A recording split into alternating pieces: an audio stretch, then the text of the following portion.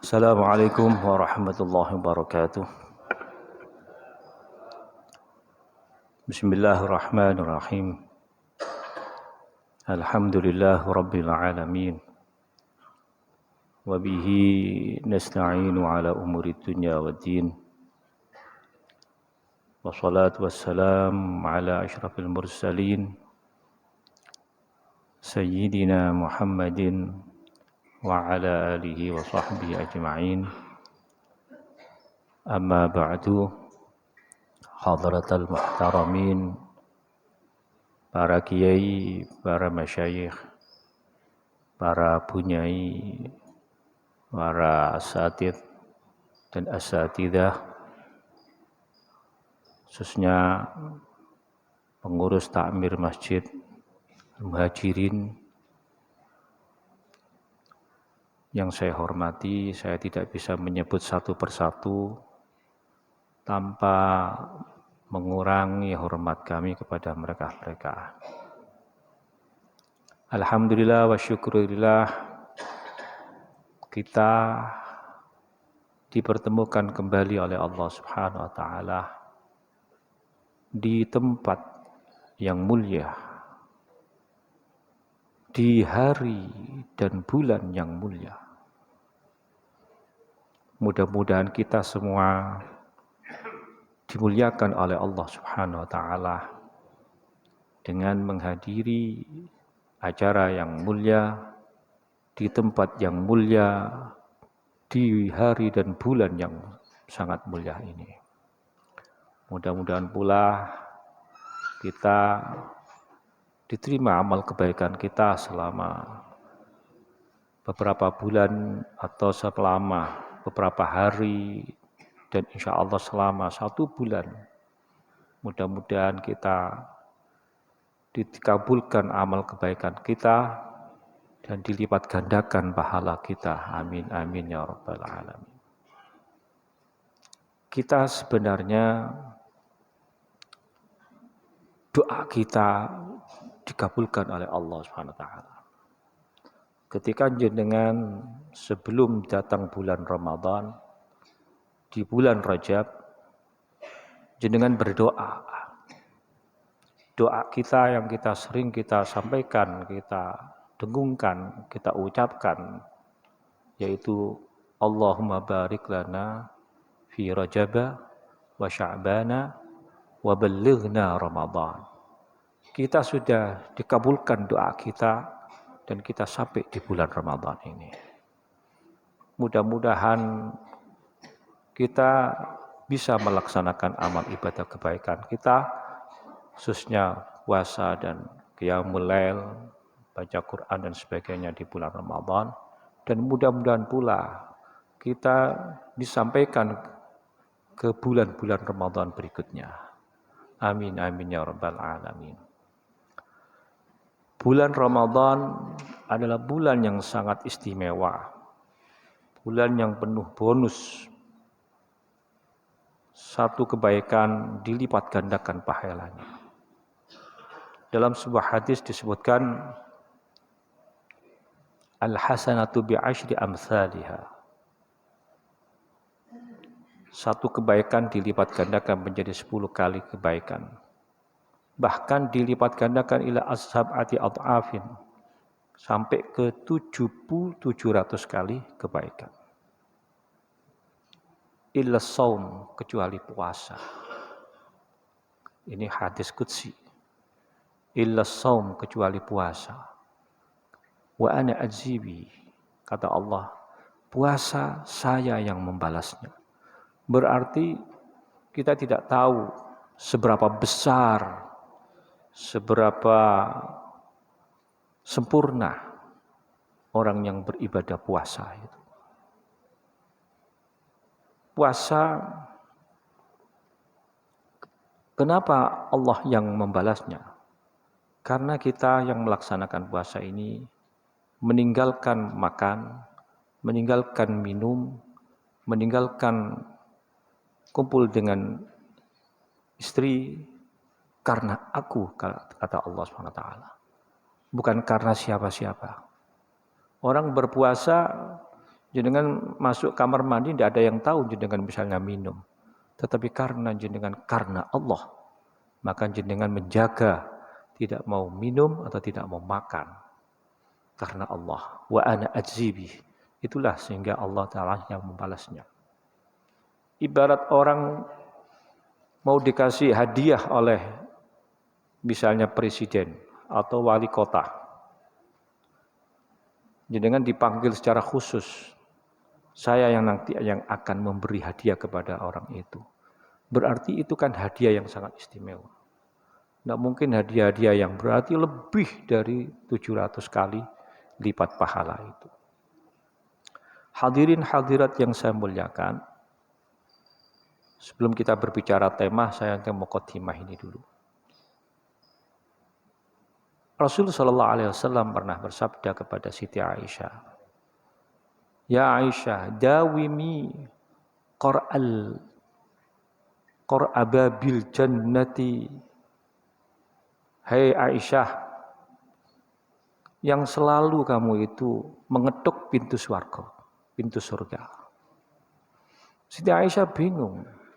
Bagaimana baginda Nabi sallallahu alaihi wasallam? Kita ini masih di dunia dan kita belum tahu kayak apa surga. Kita disuruh mengetuk pintu surga. Bimadza ya Rasulullah? Dengan apa kita bisa mengetuk surga itu? Qala Nabi sallallahu alaihi wasallam bil ju'i, dengan puasa. Jadi puasa itu bisa mengetuk pintu surga. Ibarat jenengan mau masuk mendaya rumah orang, sampean ketuk pintunya, pasti akan dibukakan pintu itu. Kecuali kalau merampok kan tidak pakai ngetuk, ya. Merampok tidak pakai mengetuk. Berarti kalau mengetuk pintu itu tanda orang baik, tanda orang baik. Kalau maling rampok ya sudah masuk bludus gitu aja. Jadi orang berpuasa jaminannya adalah surga. Apalagi itu bukan puasa Ramadan lebih-lebih. Itu puasa yang biasa, bukan puasa yang Ramadan. Puasa yang terbaik adalah puasa Daud. Sekarang puasa, besok enggak puasa. Atau puasa Senin Kemis. Kalau saya Senin Kemis itu pasti di bulan Ramadan. Kalau selain bulan Ramadan enggak jelas. Nah itu bulan puasa. Jadi saum, apa arti Ramadan? Ramadan yarmud, itu artinya melelehkan, menghapus. Orang yang melaksanakan puasa bulan Ramadan berarti dihapus dosa-dosanya. Apalagi dengan khusyuk, dengan sempurna puasanya. Makanya kalau Imam Ghazali itu mengklasifikasi puasa itu ada 3 kriteria. Ada puasa umum, ada puasa khusus, ada puasa khususnya. Khususnya khusus. Kalau saya istilahkan ibarat di dunia pendidikan itu ada puasa yang terakreditasi A, ada yang terakreditasi B, ada yang terakreditasi C. Jadi kan ingin masuk di akreditasi A atau B atau C. Tentu kita berharap masuk di akreditasi A. Maka orang kepingin mendapatkan nilai akreditasi A, maka dia harus memenuhi persyaratan-persyaratan. Kalau kurang dari persyaratan A, berarti turun grade-nya ke B. Persyaratan B kurang, maka turun grade-nya menjadi C. Jangan sampai ke D, berarti enggak lolos. Nah ini berarti enggak lulus ini. Kelas kita ingin mencapai akreditasi A, susahnya bukan main, berat. Dan itu puasanya para nabi, para syuhada, para aulia. Karena puasa kelas akreditasi A itu adalah puasa di samping puasa kita menjaga makan, minum, dan kumpul dengan keluarga, istri, juga menjaga telinga, mata, dan kaki dan sebagainya, mulut dijaga untuk berbungkam, berpuasa. Samping itu adalah kita puasa hati. Hatinya juga puasa, tidak mau berpikir duniawi, hanya hatinya berpikir kepada Allah Subhanahu wa ta'ala. Kelas tinggi, kelas tasawuf yang sangat tinggi. Mudah-mudahan bisa kita mencapai kelas B. B cukup di samping kita meninggalkan makan, minum, dan syahwat, juga adalah meninggalkan mata tidak mau melihat maksiat, kuping tidak mau mendengar maksiat, mulut tidak berbicara maksiat, dan sebagainya, dan sebagainya. Paling ringan kita bisa mendapatkan puasa grade B itu puasa jenengan lebih baik tidur aja. Habis makan, pas sahur, subuh, tidur. Sampai duhur, bangun. Sholat duhur, tidur lagi. Nah, kemudian habis tidur, asar, bangun, sholat asar. Habis sholat asar, tidur lagi. Tapi ya nanti kalau diuring-uring bojone ya jok ribut. Nah, lebih baik begitu daripada kita bangun, buka HP, bangun ngomong-ngomong ngrasani orang, ngumpuli dan sebagainya, lebih baik tidur. Kita puasa tidur. Bahkan naumus shaim ibadah. Tidurnya orang puasa pun juga ibadah. Tapi ya kira-kira bojone ngamuk apa ora misalnya ngamuk gitu. Ya. Iki poso turu tok ae, poso kebo ae gitu. Tapi itu justru menghindari maksiat. Sampai ingin mendapatkan grade B. Jadi itu tingkat nilai agritasi B. Nah, itu puasanya tidur aja. Ya. Tapi ya jangan tidur tak melulu ya. Malah aku ngajari tidur nanti. Para hadirin hadirat yang saya muliakan. Saya dikasih tema sesuai dengan yang disampaikan kepada saya itu temanya tentang peradaban kalau tidak salah itu. Islam dan peradaban. Tadi sudah disampaikan oleh MC, saya sebenarnya mengisi besok hari Minggu, hari Ahad. Tapi karena saya punya rutinan hari Ahad itu pengajian habis subuh. Jadi saya bilang kepada Ustadz Salim, waduh hari Minggu aku gak iso aku. Bisa enggak dicarikan hari lain? Pokoknya selain hari Minggu, Jumat, akhirnya ketemulah hari Sabtu. Nah, ya Alhamdulillah kita bisa ketemu jenengan bersilaturahim. Mudah-mudahan silaturahim ini mendapatkan berkah, ma'unah dan maghfirah dari Allah Subhanahu wa taala. Islam dan peradaban. Islam peradaban ini identik dengan kemajuan. Ada seorang orientalis Inggris. Dia berbicara, Islam is not its theology, it's complete civilization. Islam bukanlah ajaran yang mengajarkan tauhid. Tetapi Islam merupakan satu peradaban yang komplit. Peradaban yang komplit. Kita ambil contoh awal tentang Islam dulu. Agama Islam. Siapakah guru pertama dan utama di dunia ini? Kalau saya mengatakan guru yang pertama dan utama adalah baginda Nabi Shallallahu Alaihi Wasallam. Guru yang kedua, siapakah guru yang kedua? Menurut saya adalah guru yang kedua adalah orang tua kita. Orang tua kita. ketika manusia lahir, jenengan lahir,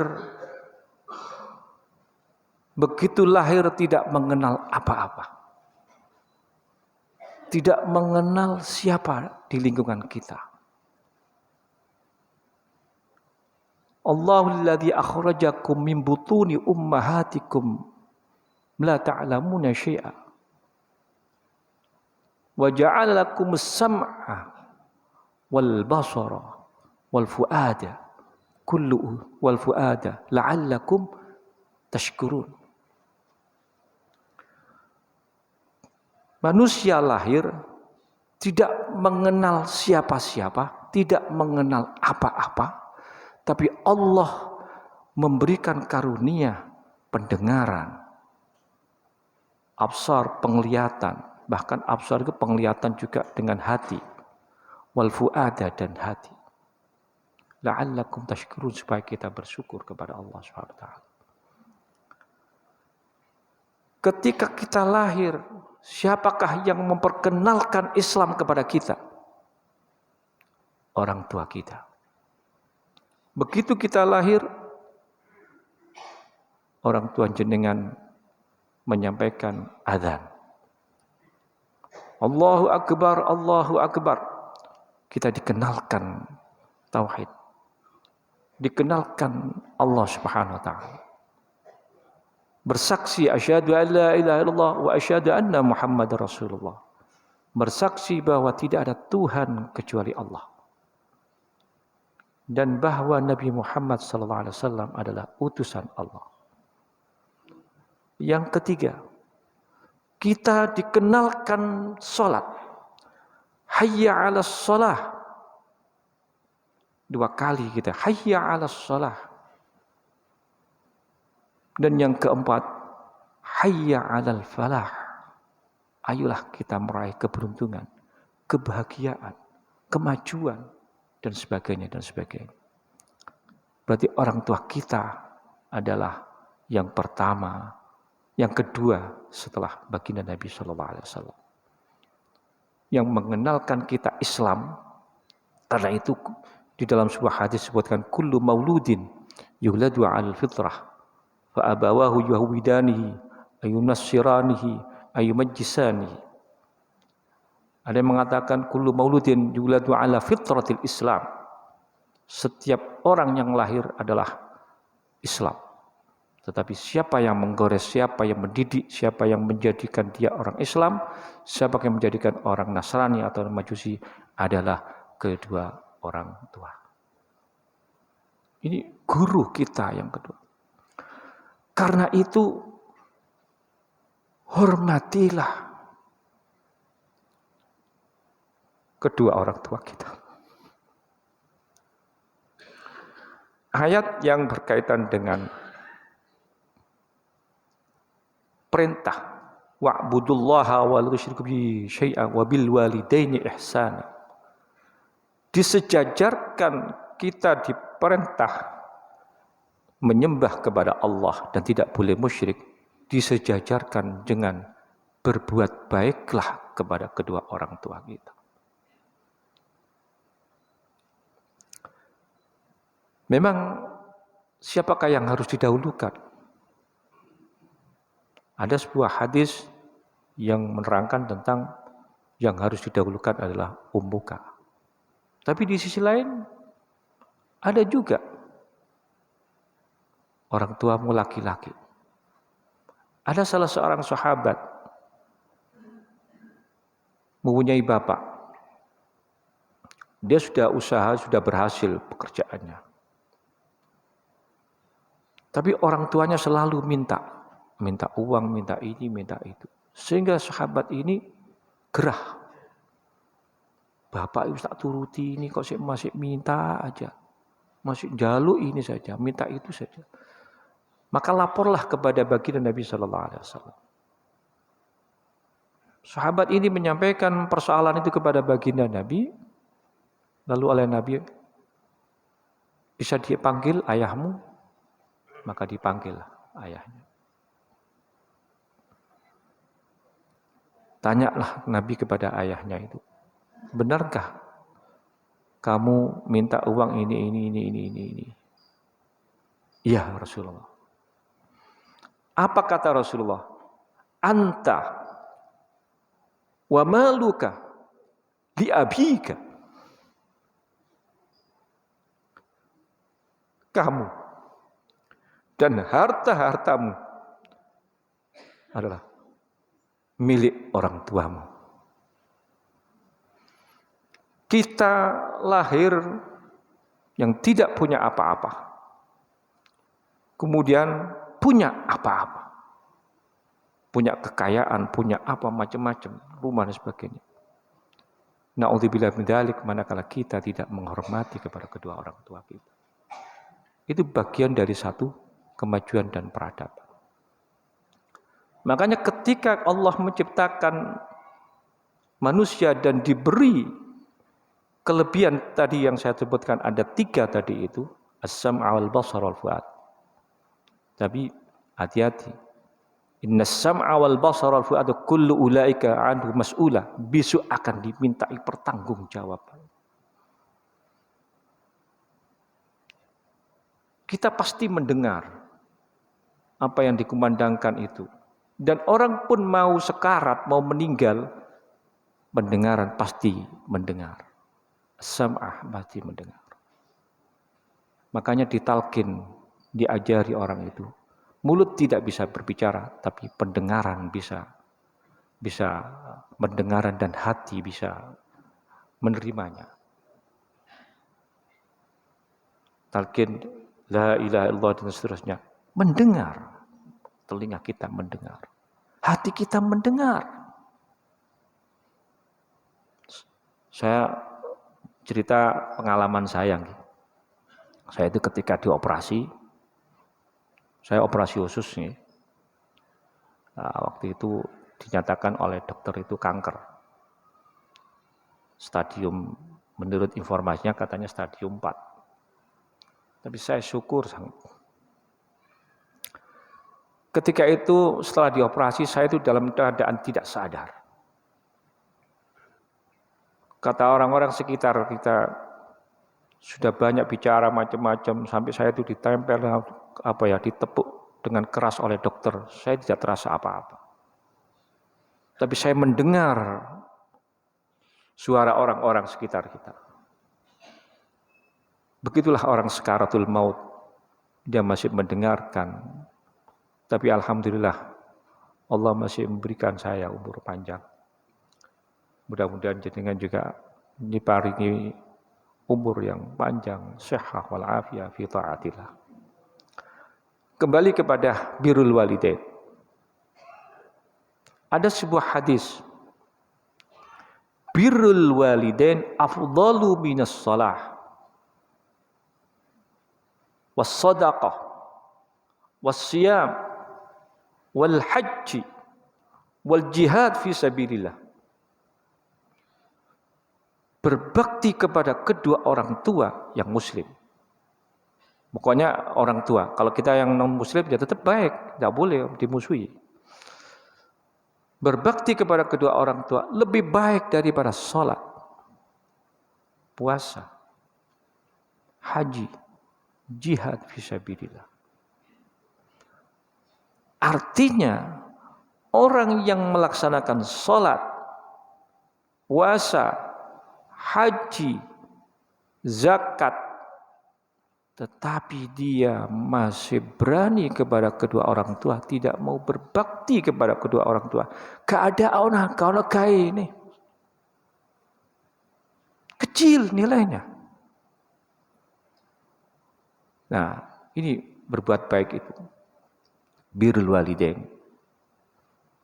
Saya menyayangkan banyak orang yang ziarah Wali Songo dan sebagainya. Tetapi dia tidak mau ziarah ke makam orang tuanya. Dahulukan ziarah orang tua sebelum ziarah kepada orang lain. Doakan kedua orang tua sebelum mendoakan orang lain. Bahkan ada satu riwayat, orang yang bersedekah diniati dengan untuk kedua orang tuanya, pahalanya nyampe dan dia juga dapat pahala, tidak mengurangi pahalanya dia. Orang yang menghajikan orang tua, diniati haji untuk orang tua. Orang yang meninggal itu diniati dan dia dapat haji, artinya hajinya diterima, dan dia yang menghajikan itu, niat itu bara'atan minanar, dibebaskan dari api neraka. Ini besar nilainya orang birrul walidaini, sangat besar. Jadi disejajarkan ayat perintah kepada Allah tidak boleh musyrik, dan kepada kedua orang tua disuruh berbuat baik.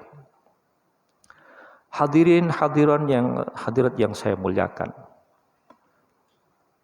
Berkait dengan peradaban, Islam memang mengajak kita untuk maju.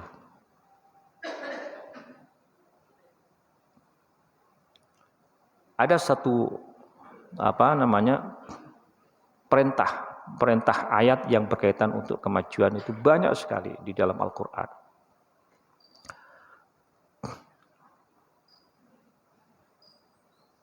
Ada satu ayat, inna fi khalqis samawati wal ard wa ikhtilafil laili wan nahari la ayatin liulil albab alladzina yadhkuruna Allaha qiyaman wa qu'udan wa 'ala junubihim wa yatafakkaruna fi khalqis samawati rabbana ma khalaqta hadza batila subhanaka faqina adzabannar. Ayat ini turun, sababun nuzulnya ayat ini ketika menjelang subuh. Diriwayatkan Rasulullah itu nangis dengan sejadi-jadinya, nangis. Kemudian dikumandangkan adzan salat subuh. Setelah salat subuh, sahabat Bilal tanya kepada baginda Nabi, wahai baginda Nabi, kenapa jenengan saya lihat tadi kok menangis? Kata Nabi, baru ini ayat Al-Quran turun, inna fi khalqis samawati wal ardi wa ikhtilafil laili wan nahar, dan seterusnya. Kita diperintah sebenarnya untuk maju, tafakkur. Jenengan melihat yang hadir di sini semua, tidak ada satupun yang sama. Jangankan di sini, sak keluarga, sak pabrik, anak-anak kita nggak ada yang sama. Berat badannya nggak sama, tinggi badannya nggak sama, warna kulitnya nggak sama, mukanya nggak sama, ilmunya nggak sama, wataknya nggak sama, semuanya nggak sama, padahal satu pabrik. Sampai melihat buah-buahan, mangga atau apa, sakwit itu loh, rasanya ndak ono sing padha, bentuknya nggak sama, warnanya nggak sama. Ono sing ono ireng-irengi, ono sing gak ono irengi, dan ono sing mulus dan ireng. Rasanya juga nggak sama. Jeruk ono sing warna hijau, warna kuning, warna macam-macam. Sopo sing ngecat jeruk itu? Sing ngecat jeruk itu sopo? Rabbana ma khalaqta hadza batila. Kita semua tidak ada yang sama. Tapi Allah Ta'ala merintahkan kepada kita.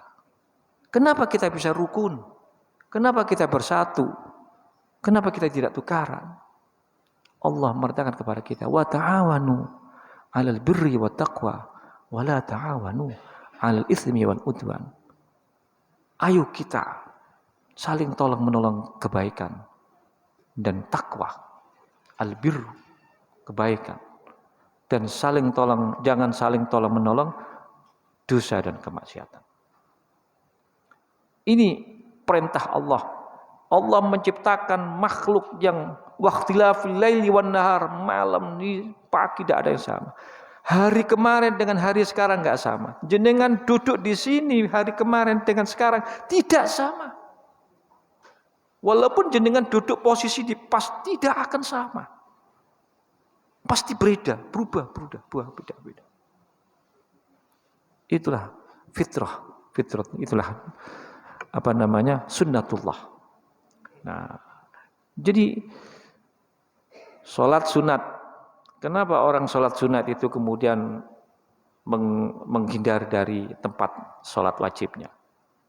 Ada istinbatul ahkamnya, ada dasar hukumnya. Kalau kita mau pergi dhahaba ila masjid min tariqin kharaja min tariqin akhar. Kalau kita ke masjid dari satu jalan ini, maka pulangnya jangan lewati jalan yang tadi kita lewati itu. Lewat jalan lain.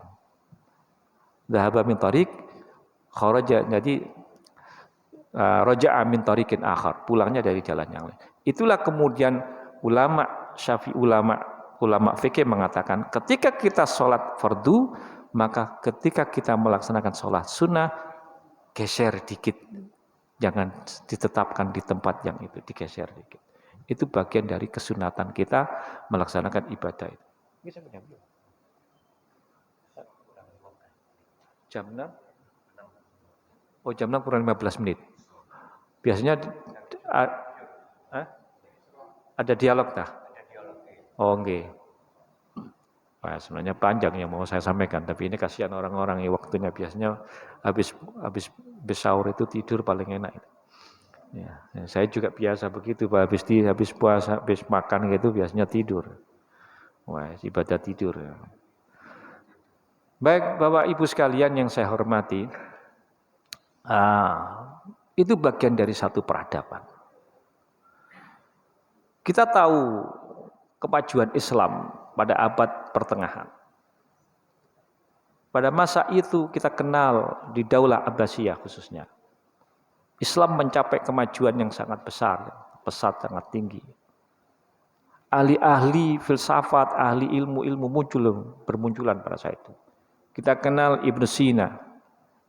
Ibnu Sina ini mengarang sebuah kitab Al-Qanun fi Tibbi. Itu ada 14 jilid tebal. Saya pernah melihat di perpustakaan YIN Yogyakarta waktu itu, tapi saya tidak paham bahasanya karena bahasanya ya bahasa Arab, tapi bahasanya sangat maju sekali, bahasa filsafat, bahasa apa itu. Nah, Ibnu Sina, Al-Qanun fi Tibbi. Kita kenal yang ahli, ada filosof seperti Al-Farabi, Al-Kindi. Kemudian muncul lagi Al-Ghazali, Ibnu Rushd. Ini semua orang-orang yang terkenal di bidang kemajuan peradaban Islam. Mereka semua imam, hafidh. Ibnu Khaldun yang mengarang kitab Muqaddimah Ibnu Khaldun. Saya punya kitabnya, 1 jilid segini. Ibnu Khaldun yang menemukan teori sosiologi. Walaupun istilah sosiologi itu belum dikenal pada masa Ibnu Khaldun. Istilah sosiologi baru dikenal pada abad 19 di Prancis yang diteruskan oleh Auguste Comte. Ibnu Khaldun menulisnya dengan istilah ilmu ijtima', ilmu kemasyarakatan. Ibnu Khaldun sebelum mempelajari itu, apa yang didahulukan dipelajari oleh Ibnu Khaldun? Semua ulama yang didahulukan belajar adalah Al-Quran. Al-Quran. Kita tahu, semua kitab suci diturunkan di bulan Ramadan. Kitab Injil diturunkan di bulan Ramadan. Zabur, Taurat di bulan Ramadan. Yang terakhir adalah Al-Quran, diturunkan di bulan Ramadan.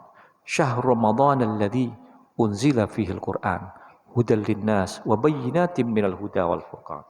Di bulan Ramadan diturunkan Al-Qur'anul Karim. Sebagai apa? Hudal linnas. Sebagai petunjuk manusia. Di situ kata Imam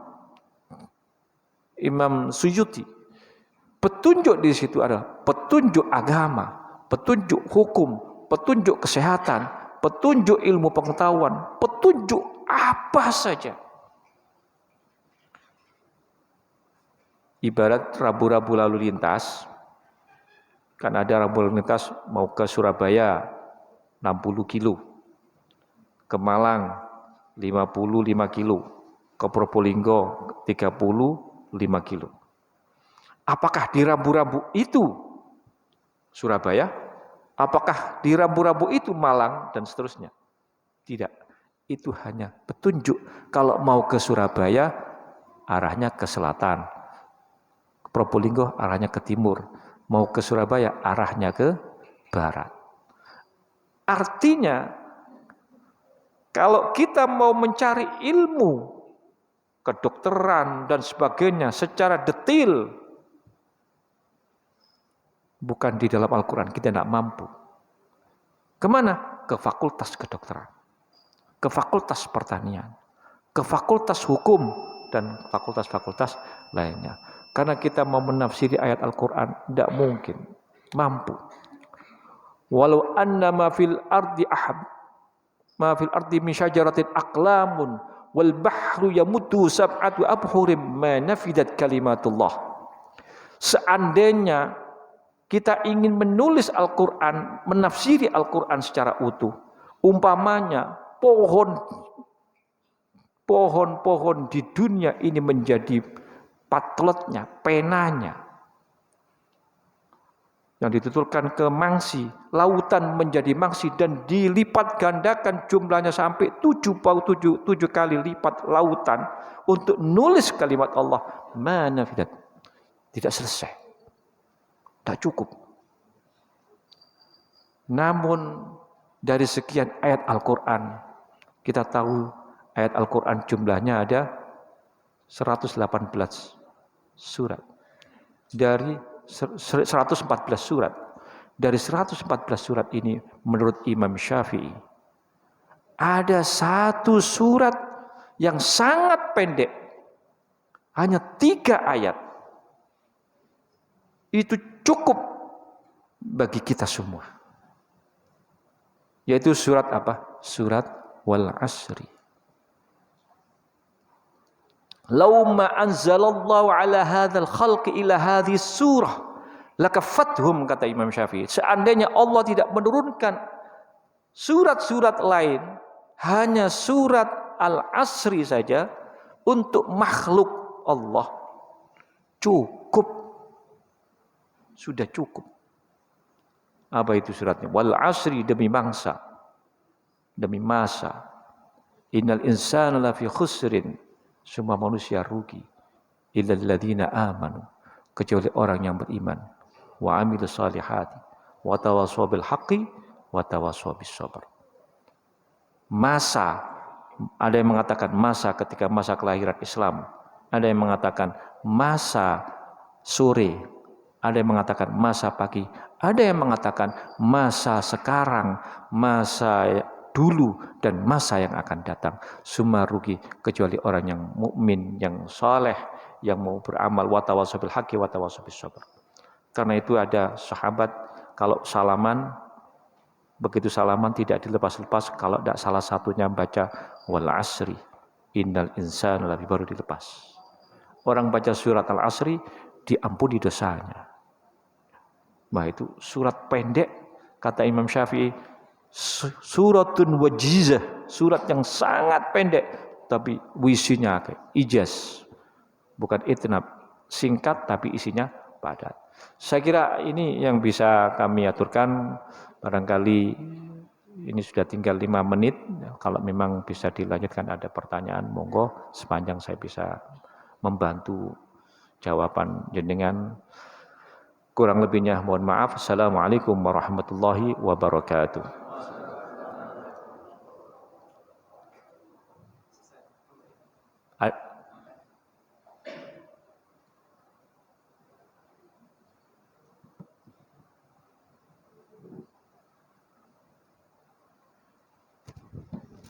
Alhamdulillah, masih ada kesempatan beberapa menit. Barangkali ada yang perlu ditanyakan, kami persilahkan kepada para jamaah. Oke, monggo. Monggo Bapak Suhaib. Waalaikumsalam.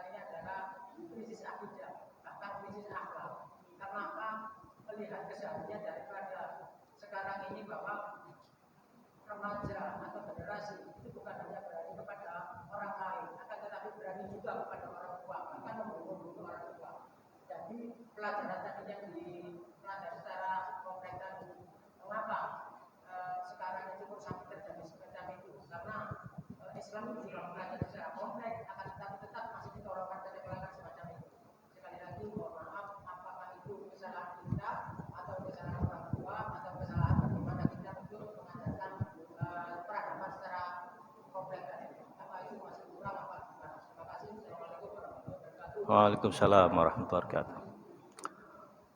Jadi yang pertama tadi itu pepatah dari orang Inggris Arnold Toynbee itu mengatakan gitu. Jadi Islam tidak hanya mengajarkan tauhid, bukan tidak mengajarkan tauhid, tidak hanya mengajarkan tauhid, ya. Tidak hanya mengajarkan tauhid, tapi juga merupakan satu peradaban yang komplit. Jadi Islam is not religion, but it completes civilizations. Jadi tidak hanya mengajarkan ketauhidan, tapi merupakan satu peradaban yang sangat komplit. Kenapa tadi pertanyaan? Kenapa anak-anak kita banyak juga yang masih melakukan kesalahan kepada orang tua, tidak taat, berani dan sebagainya? Ini berarti kesalahan pendidikan. Kesalahan kita memberikan didikan kepada anak.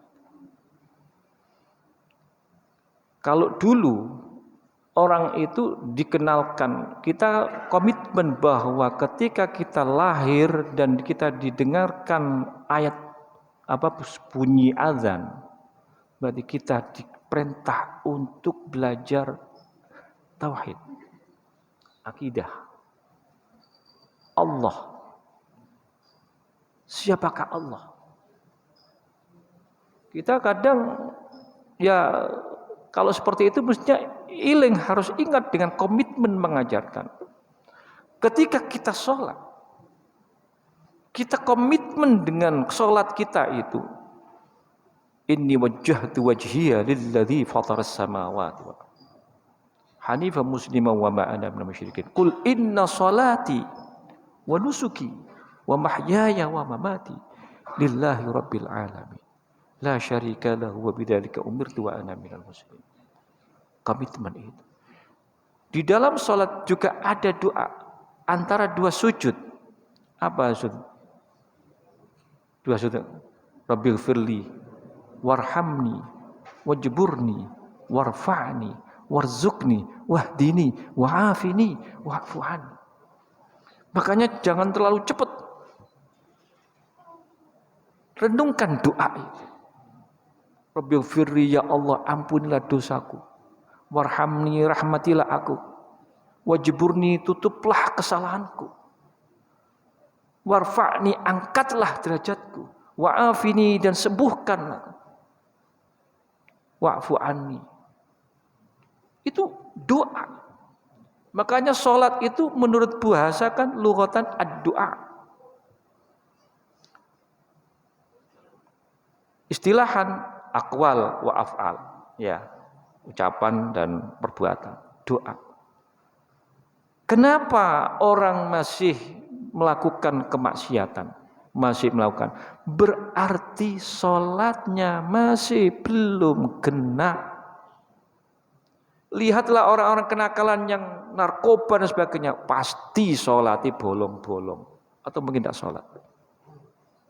Sholat dahulukan. Perintah sholat ini utama. Kita ajak anak-anak kita ke masjid. Atau kita sholat di rumah. Habis sholat, kemudian wiritan sebentar, salaman, musafahah, mencium tangan, anak dekat kepada orang tua. Terus makin dekat, anak pasti akan bakti kepada orang tua. Tetapi ketika sudah di rumah sholatnya sudah sendiri-sendiri, orang tuanya enggak mau mikir bagaimana dia sholat atau tidak, ya jangan disalahkan manakala anaknya itu akan terjadi kumpul dengan pengaruh lingkungan yang lain. Lingkungan itu juga akan menentukan. Ibarat kulit, jenengan misalnya gambarkan, kalau kita mengibaratkan pendidikan atau orang itu baik atau tidak, ibarat kulit. Kulit itu manakala berteman dengan sandal, maka tempatnya di bawah. Tidak boleh kulit di atas, ditaruh lemari. Sandal itu. Kalau kulit gandengan dengan kitab, maka dengan Quran, maka kulit juga ikut dicium karena dia bergandengan dengan Al-Quran. Anak diajarkan kumpul dengan orang baik, insya Allah anak akan menjadi baik. Anak diajarkan kumpul dengan orang yang soleh, insya Allah akan menjadi soleh. Kalau kulit gandengan dengan beduk, ya ditabui tok. Nah, ya jangan sampai kumpul habis beduk, dikebui tok nanti anak itu. Mudah-mudahan anak-anak kita bisa menjadi baik. Jadi pertama ukurannya adalah sholat. As-sholatu imaduddin. Sehingga ada satu ayat Quran sebut, "Masalakakum fi saqar?" Kenapa kamu masuk neraka sakor? Qalu lam nakum minal musallin. Kula mboten tahu sholat. Tempatnya di neraka sakor orang kalau tidak mau sholat. Jadi sholat ini adalah utama. Pertama kali besok yang akan dihisab adalah soal sholat. Sebelum Allah menghisab yang lain. Mudah-mudahan kita semua diampuni oleh Allah Subhanahu wa taala dosa-dosa kita, anak-anak kita mudah-mudahan menjadi anak yang saleh, yang salihah, dan kita semua diampuni segala dosa kita dan amal kebaikan kita diterima oleh Allah Subhanahu wa taala dan diparingi panjang umur, sehat wal afiyah fid din wad dunya wal akhirah. Demikian kurang lebih saya ucapkan terima kasih. Assalamualaikum warahmatullahi wabarakatuh. Waalaikumsalam warahmatullahi wabarakatuh. Ma'asyiral muslimin, betapa sempurnanya agama kita. Di dalamnya, di dalam Al-Quran sumber peradaban. Contoh yang paling baik adalah Nabi Muhammad SAW. Oleh karena itu kita tidak perlu mencari-cari ke sana kemari. Cukuplah Al-Quran sebagai sumber peradaban kita. Mudah-mudahan pengajian di pagi hari ini membawa berkah dan manfaat bagi kita semuanya. Dan marilah kita tutup dengan doa. Monggo, Yai. Bismillahirrahmanirrahim. Alhamdulillahirabbil alamin. Allahumma shalli ala sayyidina Muhammad sayyidina Muhammad. Allahumma shalli ala sayyidina Muhammadin fil awwalin wa salli wa sallim wa barik ala sayyidina Muhammadin fil akhirin wa salli wa sallim wa barik ala sayyidina Muhammadin fi kulli waqtin wa hin. وصلي وسلم وبارك على سيدنا محمد وعلى اله وصحبه اجمعين. اللهم اجعل جمعنا هذا جمعا مرحوما وتفرقنا من بعده تفرقا معصوما ولا تجعل فينا ولا معنا شقيا ولا محروما برحمتك يا ارحم الراحمين. ربنا آتنا في الدنيا حسنه وفي الاخره حسنه وقنا عذاب النار وادخلنا الجنة مع الأبرار يا عزيز يا غفار يا رب العالمين. وصلى الله على سيدنا محمد وعلى وصحبه وسلم. سبحان ربك رب العزة عما يصفون وسلام على المرسلين والحمد لله رب العالمين. الفاتحة. أعوذ بالله من الشيطان الرجيم. بسم الله الرحمن الرحيم. الحمد لله رب العالمين الرحمن الرحيم. إياك نعبد وإياك نستعين اهدنا الصراط المستقيم صراط الذين أنعمت عليهم. يا ربنا اعترفنا بأننا اقترفنا وأننا أسرفنا على اللظى أسرفنا وتب علينا توبة تغسل كل حوبة واستر لنا العورات وآمن الروعات واغفر لوالدينا ربي ومولودينا والأهل والإخوان وسائر الخلان وكل ذي محبة أو جيرة أو صحبة والمسلمين أجمع آمين ربي أسمع فضلا وجودا منا لا باكتساب منا فضلا وجودا منا لا باكتساب منا بالمصطفى الرسول نهضى بكل سول صلى وسلم ربي عليه عد الحب وآله وصحبه عداد طس صحبي والحمد للإله في البدء والتناهي بسم الله توكلت على الله ولا حول ولا قوة إلا بالله بسم الله توكلت على الله ولا حول ولا قوة إلا بالله بسم الله توكلت على الله ولا حول ولا قوة إلا بالله العلي العظيم. Alhamdulillah.